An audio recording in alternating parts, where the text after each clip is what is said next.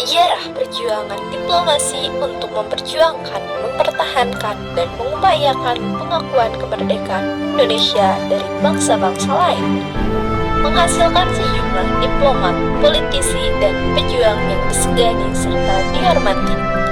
Salah satu sosok pejuang, politisi sekaligus diplomat legendaris tersebut adalah Sultan Syahrir, Perdana Menteri pertama dalam sejarah politik Indonesia yang memiliki jejak panjang dan berliku dalam perjuangan pergerakan kemerdekaan Indonesia. Sultan Syahrir lahir pada tanggal 5 Maret 1909 di Padang Panjang, Sumatera Barat. Ia lahir dari pasangan Muhammad Rasad dan Siti Robiah. Ayahnya Muhammad Rasad dikenal sebagai Maharoju Sultan yang merupakan seorang jaksa lokal yang diangkat oleh Sultan Delhi untuk menjabat sebagai kepala jaksa dan penasehat di Kesultanan Delhi. Keluarga Sultan Syahrir dalam lingkungan yang terdidik dan berpendidikan tinggi. Ayahnya adalah seorang guru besar di Sekolah Tinggi Islam di Padang Panjang, sementara ibunya Siti Robiah adalah seorang guru di sekolah dasar. Kedua orang tuanya sangat menghargai pendidikan dan memberikan yang terbaik bagi perkembangan intelektual putra mereka. Pendidikan awal Sultan Syahrir dimulai di HIS di Padang Panjang, kemudian melanjutkan ke sekolah menengah pertama di Bukit Tinggi. Pada tahun 1929, ia melanjutkan studinya di Belanda, di mana saat itu ia aktif dalam gerakan mahasiswa Indonesia dan bergabung dengan organisasi Jong Java. Selama masa pendidikan itu, Sultan Syahrir jatuh cinta dan menikah dengan wanita asal Belanda yaitu Maria de Château pada tanggal 10 April 1932. Namun, karena status Maria belum bercerai dari Solomon Tas, pernikahan mereka dibatalkan pada tanggal 5 Mei 1932.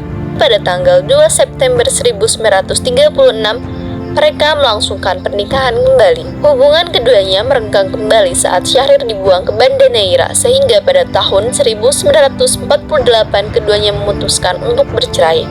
Kemudian Sultan Syahrir menikah dengan siswa Al-Azhar yaitu Siti Wahyuna Saleh dan dikaruniai dua orang anak yaitu Kria Arsyah dan Siti Robiah Farfati.